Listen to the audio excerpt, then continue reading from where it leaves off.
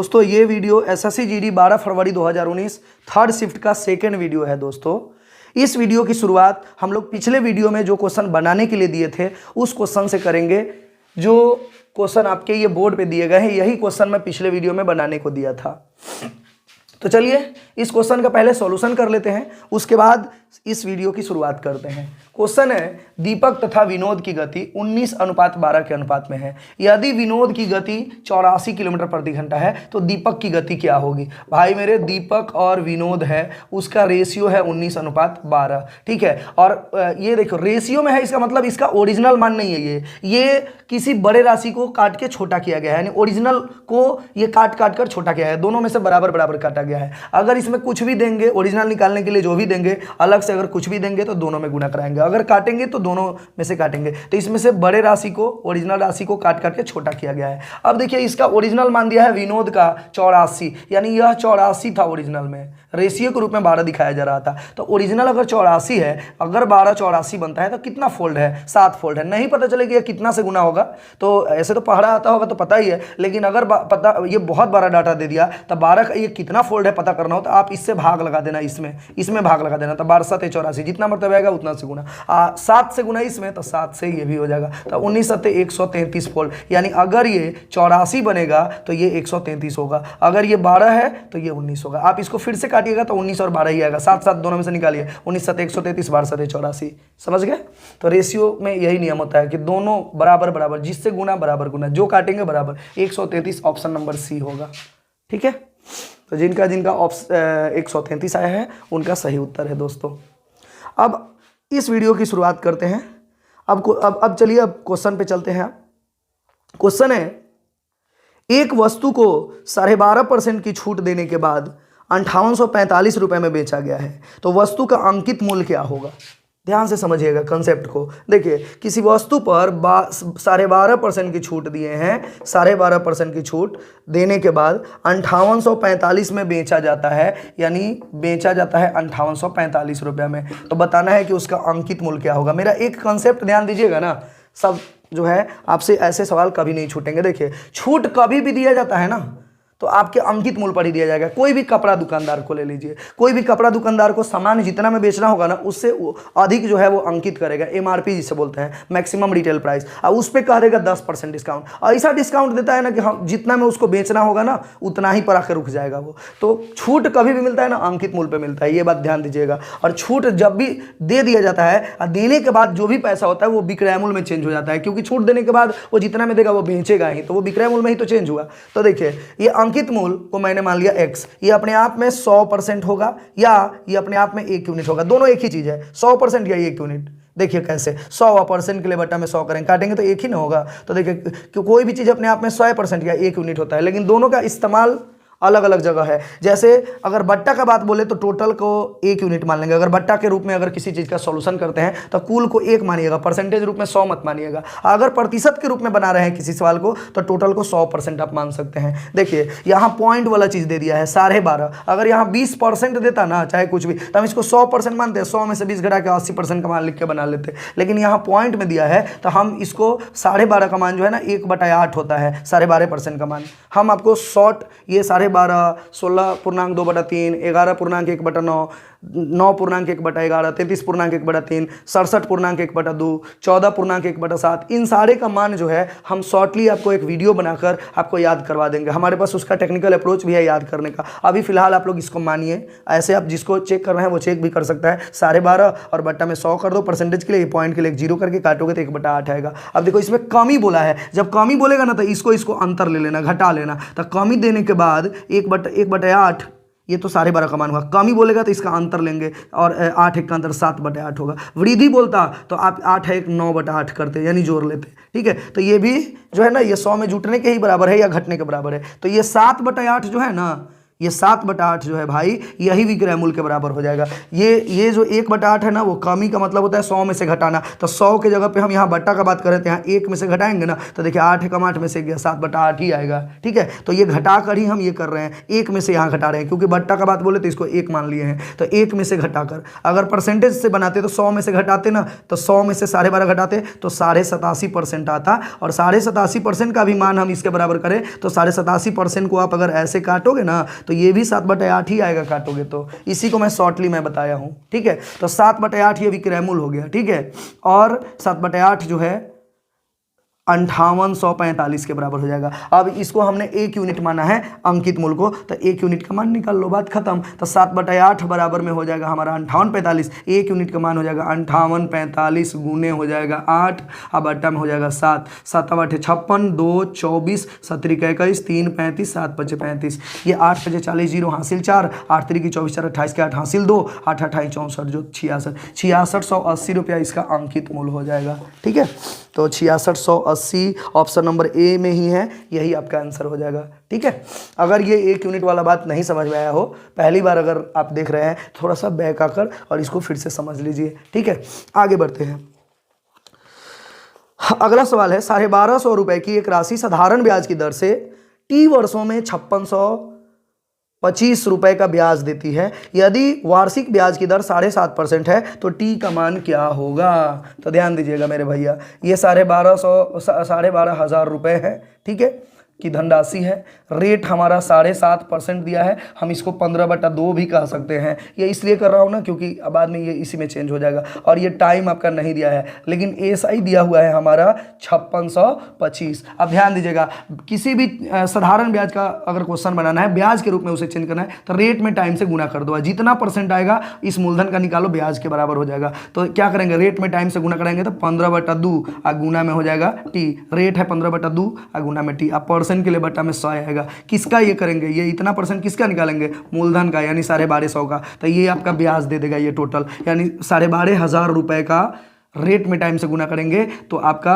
15/2 T. अब percent के लिए बट्टा में क्या हो जाएगा, यानी 7.5 ही तो है, 7.5 रेट है, रेट में टाइम से गुना करा दिए, अब परसेंटेज के लिए बट्टा में 100 लिख दिए। अब इसको जो भी निकालेंगे ना, ये आपका ब्याज देगा, वही ब्याज 5625 के बराबर है। हो गया, ये भी ब्याज है और ये भी ब्याज है, दोनों बराबर। अब टी का मान निकाल लीजिए, टी का निकालेंगे तो 2 0 से 2 0 काटेंगे। ठीक है, अब इसको जो है ना, ये इसको ऊपर ले जाइए और इसको नीचे ले आइए, काट लीजिए। ठीक है, तो टी बराबर, अभी चाहते तो ऊपर से ऊपर काट लेते, लेकिन ज़्यादा लेंदी टाइप लगने लगेगा, इसलिए हम इसको भेज कर ही काट लेते हैं। ठीक है, आप समझ जाएंगे तो ऊपर ऊपर ही काटना शुरू कर दीजिएगा। अब देखिए, ये 5625 2 बट्टा में तो इधर गुना में जाएगा, और ये दोनों बट्टा में आएगा, 125 गुने 15 हो जाएगा। ठीक है, अब ध्यान दीजिएगा मेरे भाई, इसको 25 से आराम से काट सकते हैं। 25 5 125, यहाँ काटेंगे तो 25 दूनी 50, 6 बचा 62, 25 दूनी 50, 12 बचा है, अब 5 आएगा तो 125, 25 5 125। फिर यहाँ देख रहे हैं कि 15 से 15 15 यहाँ 225 होता है, वो कट जाएगा, 5 से 5 15, 3 दूनी 6 हो जाएगा, यानी कि टी का मान हो जाएगा 6 वर्ष।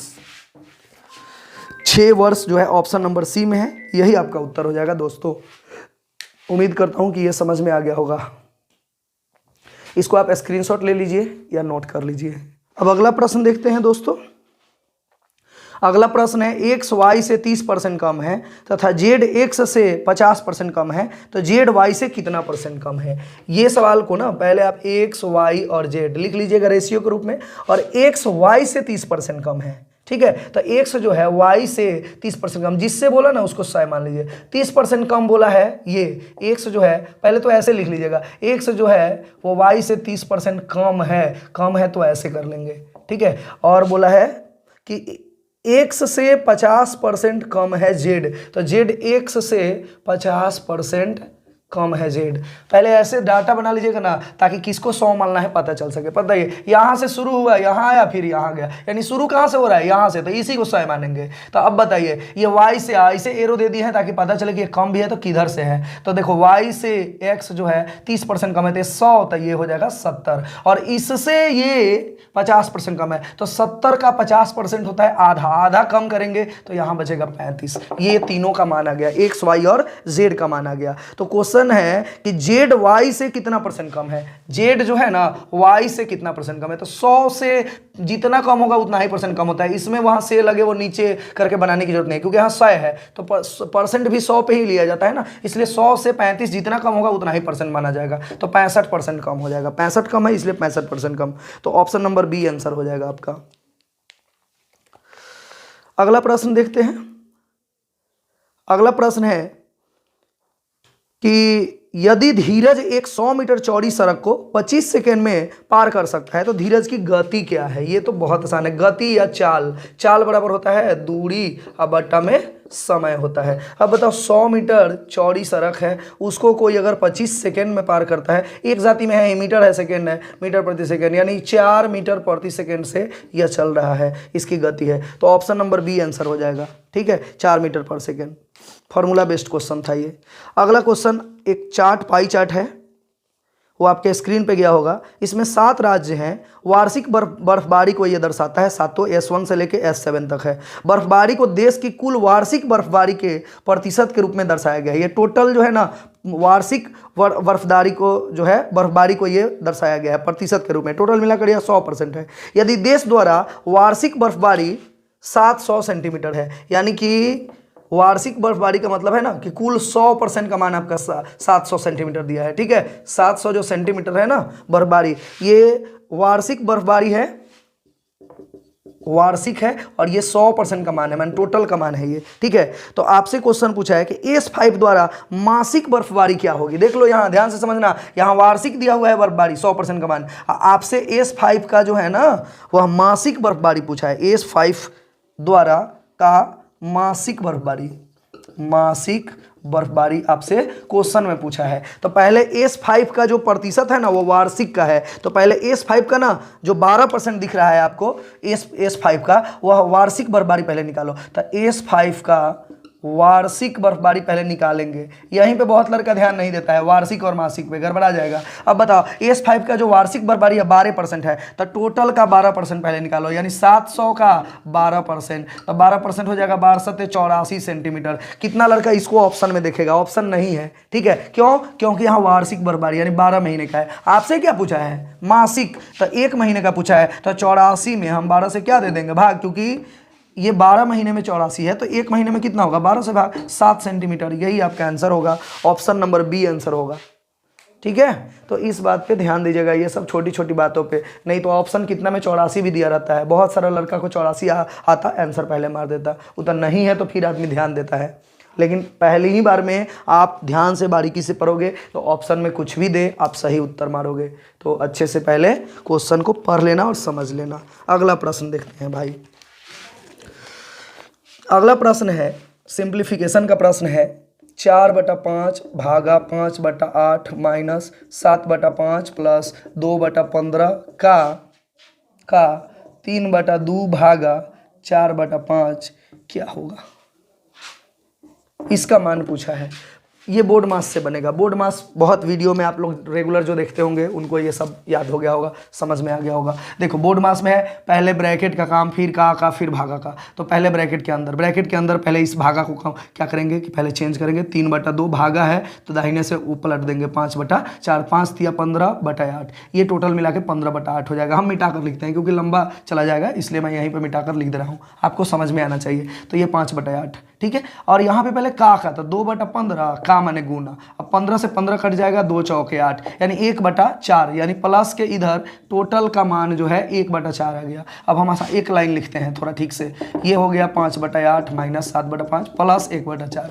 अब इसे देखो प्लस है माइनस है भागा है, पहले भागा का काम करेंगे तो ये पलट देंगे तो 4/5। अब भागा को पलटेंगे ना तो गुना में तो 8/5 हो जाएगा, ठीक है। अब माइनस 7/5 प्लस 1/4 हो जाएगा। ये हो जाएगा 8 चौके 32/25, तो 32/25 माइनस 7/5 प्लस 1/4। एलसीएम लेंगे तो इन सभी का एलसीएम 100 आएगा। 25 चौके 100 4 बार में जाएगा, इसको गुना कराएंगे 128 आएगा। माइनस 5 से 20 पचे 100, 20 से 140 हो जाएगा। प्लस 25 चौके 100 हो जाएगा, 25 से कम 25। अब देखिए 128 में से 140 जाएगा तो -12, अब प्लस 25, तो 25 में से 12 गया 13 बचेगा। 13/100, 13/100 जहाँ होगा आंसर होगा आपका 13/100 फर्स्ट ही ऑप्शन में है। ऑप्शन नंबर ए आंसर हो जाएगा दोस्तों। तो ये बात समझ में आ गई होगी। जितना इसमें फास्ट कैलकुलेशन जिसका होगा ना उतना लगा दो। ये तो मैं इतना स्टेप लिया हूँ आपके समझने के लिए, नहीं तो दूसरा स्टेप में मैं इसको बना देता। तो आप भी इसका प्रैक्टिस करो। ये एक बार वीडियो देख जाना, तो उसके बाद फिर से ये वीडियो को रोक रोक कर आप फिर से क्वेश्चन को एक उतार लो, सारे क्वेश्चन को एक सेट का जो एक वीडियो में मैं डाल रहा हूँ, और उसको अपने से बनाने का प्रयास करो, बार बार बनाने का प्रयास करो, ताकि स्पीड आए। क्योंकि सेट प्रैक्टिस से स्पीड आती है। हम तो तुम्हें समझाते हैं ना, और शॉर्टली बताते हैं, दिखाते हैं, वो शॉर्ट का इस्तेमाल करो बार बार यही क्वेश्चन बनाकर। ठीक है, अब अगला प्रश्न देखते हैं। N1 तथा N2 संख्या का औसत है 17, N2 तथा N3 का औसत है 44, तो N3 तथा N1 का अंतर क्या है? ये ध्यान दीजिएगा बाबू। N1 और N2 का औसत दिया है 17, तो इनका योग में चेंज करेंगे तो 2 गुने 17, क्योंकि 2 डाटा है, उसका औसत 17। तो जितनी संख्या होता है ना, औसत दिया है, अगर कुल में चेंज करना चाहते हो तो जितना संख्या है उसके औसत से गुना। 2 संख्या है, औसत था 17, 17 में 2 से गुना 34, यानी इसका योग हो गया 34। योग में कन्वर्ट करना हो ऐसे ही करते हैं। फिर देखो N2 और N3 का भी औसत दिया है तुम्हारा 44, योग में चेंज करेंगे तो 2 आदमी है 44, 44 से गुना 88, यानी N1 N2 का योग हो गया 34, N2 N3 का योग हो गया 88। हमसे पूछा है N3 और N1 का अंतर, अंतर माने घटाव। अब बताओ घटाव के रूप में कैसे चेंज होगा? इसको इससे घटा लेंगे तो N2 N2 कट जाएगा, N3 माइनस N1 आ जाएगा बस। तो आप इसको इससे घटा लो, आपका N3 माइनस N1 आ जाएगा, क्योंकि ये कट जाएगा अगर घटाएंगे तो। ठीक है, बस तो इसमें से इसको घटा लो, हो गया 88 माइनस 34, 8 में से 4 गया 4, 8 में से 3 गया 5, आपका N3 माइनस N1 का मान आ गया 54। बस दिमाग लगाना था कि ये घट जाएगा तो यही तो आएगा, बस इसको इससे घटाना है, तो इसका मान है 88, 88 से 34 घटाना है, 54 आ जाएगा। तो 54 आपके सी नंबर ऑप्शन में है, यही आपका आंसर होगा। अगला प्रश्न है, लिखना पड़ेगा इसको। 2a बराबर 3b बराबर 7c हो तो a ratio b ratio c का मान क्या होगा? देखो, बराबर के साथ अगर कोई हो और गुना में अगर हो ना, तो डायरेक्ट रेशियो में चेंज करने के लिए झांप विधि का इस्तेमाल करते हैं। कौन विधि का? झांप विधि। तो झांप विधि का इस्तेमाल करेंगे तो a को निकालना है तो a को झांप दो, बाकी इन दोनों को गुना कराओ, 7 और 3 को 17 का 21 लिख देंगे। फिर b को झांपो और 7 और 2 को गुना कराओ, 7 दूनी 14। फिर c को झांपो, 3 दूनी 6। अगर कटेगा तो काट लो, नहीं तो यही आंसर हो जाएगा। नहीं कटेगा ये, क्योंकि इन दोनों में कॉमन है, इसमें नहीं है। इन दोनों में कॉमन है 3, इसमें नहीं है, तो यही आपका आंसर हो जाएगा। ए बी सी बराबर हो जाएगा 21 14 6, ऑप्शन नंबर ए आंसर होगा। ये झांप विधि नहीं समझ में आया तो आप मेरे वीडियो में जाइए और झांप विधि सर्च मारिए, उस वीडियोज में नीचे जाइएगा, झांप विधि से संबंधित। इसमें 3 टाइप के प्रश्न आते हैं, ए के साथ गुना में, ए के साथ बट्टा में रहे, बराबर के साथ 3 तरह के सवाल आते हैं। एक तो कि गुना में रहे तो, भागा में रहे तो, और गुना भागा दोनों में रहे तो। इस पर मैं वीडियो बना चुका हूँ, ठीक है, तो आप उसको देखकर आप तीनों कंसेप्ट को क्लियर कर सकते हैं। दोस्तों, जो भी परेशानी हमको ये सेट प्रैक्टिस करने में जो भी हमको दिखती है कि आपको आएगी, उसका मैं कंसेप्चुअल वीडियो भी बना रहा हूँ, ताकि आप उसको देखकर आप पूरे कंसेप्ट को क्लियर कर सकें। क्योंकि इस सेट प्रैक्टिस वाले में मैं पूरे कंसेप्ट किसी चीज़ का नहीं दे सकता, तो जिसमें अगर ज़्यादा कंसेप्ट लगता है कि इससे रिलेटेड भी बहुत सारे कंसेप्ट होते हैं, उसका टेक्निकल अप्रोच, तो वो मैं अलग वीडियो बना रहा हूँ, आप उसको भी देखते जाइए, ठीक है, और इसको रेगुलर आप बनाते जाइए, और उसको देख लेंगे ना तो ये सब बहुत आसानी से समझ में आने लगेगा। तो इस वीडियो में इतना ही रहने देते हैं दोस्तों। एक क्वेश्चन मैं दे रहा हूं आप लोगों को, अगले वीडियो की शुरुआत इसी क्वेश्चन से करूंगा, और ये क्वेश्चन आप लोग को बनाने के लिए दे रहा हूं। आप लोग इसको बनाकर इसका उत्तर कमेंट बॉक्स में लिख कर दीजिए, ठीक है। क्वेश्चन है, यदि रोहित अकेला एक कार्य का 1/4 कार्य 32 दिन में पूरा कर सकता है, तो रोहित संपूर्ण कार्य को कितने दिन में पूरा कर सकता है? ऑप्शन ए है 64 दिन, बी है 128 दिन, सी है 118 दिन, और डी है 96 दिन। तो इसका आंसर आप लोग कमेंट बॉक्स में लिख कर दीजिए। मिलते हैं फिर अगले वीडियो में। जय हिंद दोस्तों।